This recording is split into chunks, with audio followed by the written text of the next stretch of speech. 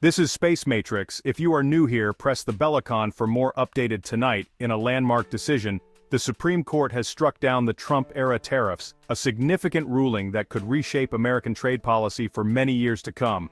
This move is seen as a pivotal moment in the ongoing debate over trade and economic policy in the United States.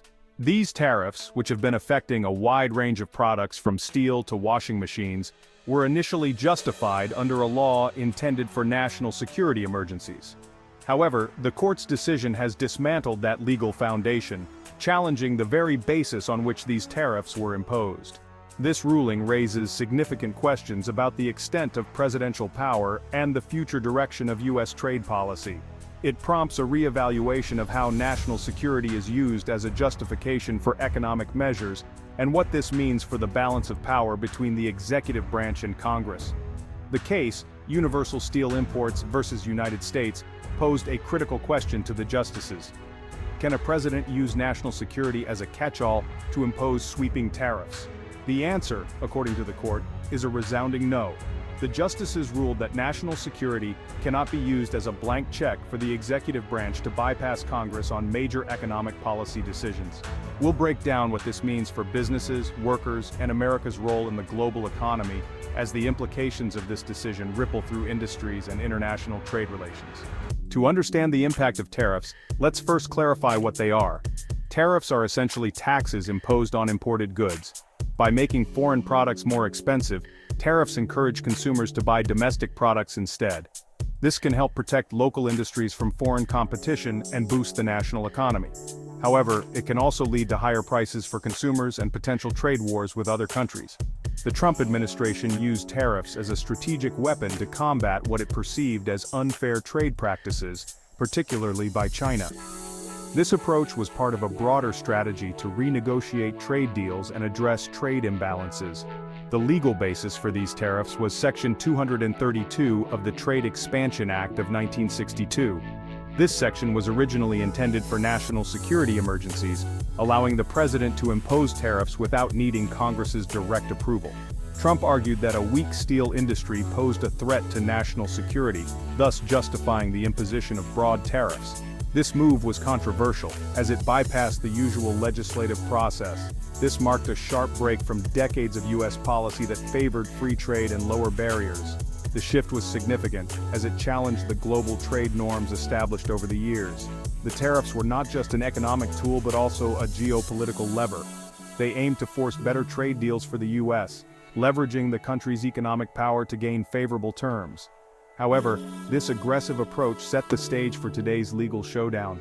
The use of tariffs has sparked debates and legal challenges, questioning the balance of power between the executive branch and Congress in trade policy. The tariffs rippled through the economy, helping some industries but hurting many more. Manufacturers faced higher costs for imported materials, forcing tough choices, absorb losses, or raise prices. Consumers felt it at the cash register as prices for goods like appliances and electronics climbed.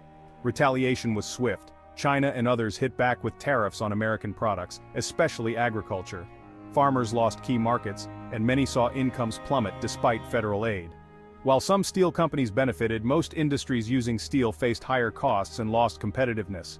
Studies showed that any gains in protected sectors were outweighed by broader economic losses. The net result: a drag on growth and job creation. The legal battle that unfolded was about far more than just economics. It was a constitutional clash that would test the very foundations of American government. At stake was the delicate balance of power between the branches, and the outcome would have far-reaching consequences for how the nation is governed. Businesses and trade groups argued passionately that the president had overstepped his authority, insisting that only Congress has the explicit constitutional power to levy taxes and regulate commerce. They feared that allowing the executive branch to act unilaterally could set a dangerous precedent, undermining the checks and balances designed to prevent any one branch from becoming too powerful. The administration, however, countered by pointing to Section 232 of the Trade Expansion Act, arguing that Congress had intentionally delegated this power to the president, granting broad discretion to act in the name of national security. They maintained that such flexibility was necessary to respond quickly to threats and protect American interests. Plaintiffs pushed back, claiming this delegation was far too vague and open-ended, effectively handing the president a blank check to act without meaningful oversight. They warned that such unchecked authority could erode the very principles of representative democracy. The core issue at the heart of the case was profound. Can Congress truly give away its constitutional duties without setting clear and specific limits? Or does the Constitution require that Congress retain ultimate control over such fundamental powers? For years, the courts had largely avoided directly challenging presidential claims made in the name of national security, but the sweeping economic impact of these actions forced a reckoning, as businesses, workers, and lawmakers demanded clarity on the limits of executive power. This case quickly became a landmark test of the separation of powers, drawing national attention and sparking intense debate about the roles of Congress and the president. Ultimately, the Supreme Court faced a pivotal question. Where does presidential authority end, and where does congressional control begin? Their decision would shape the future of American governance for generations to come. On August 29, 2025, the Supreme Court ruled 6-3 that the Trump tariffs were an unconstitutional overreach. The majority opinion said the president can't reshape the entire economy under vague national security claims. Section 232 wasn't struck down, but its use for broad tariffs was sharply limited. Congress, not the president, must set clear rules for such sweeping economic actions. The ruling immediately invalidates many tariffs, forcing the Biden administration to dismantle them. Relief is coming for businesses and consumers, but protected industries will feel the loss.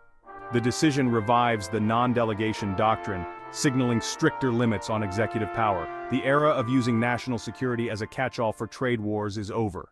With the tariffs ruled unconstitutional, a new battle begins. Can companies get their money back?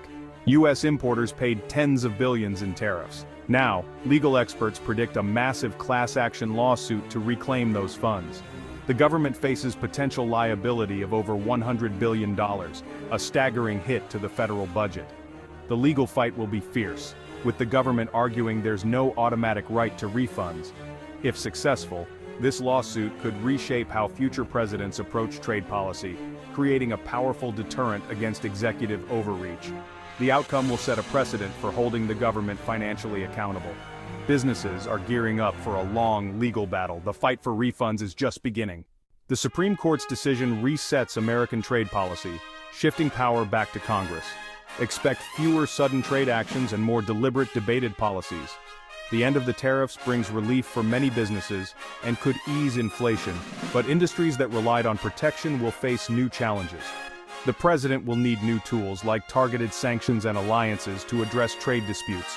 The focus may shift from confrontation to coalition building with allies. This ruling reaffirms the rule of law and demands Congress craft a coherent long-term trade strategy. The debate over America's trade future is just beginning.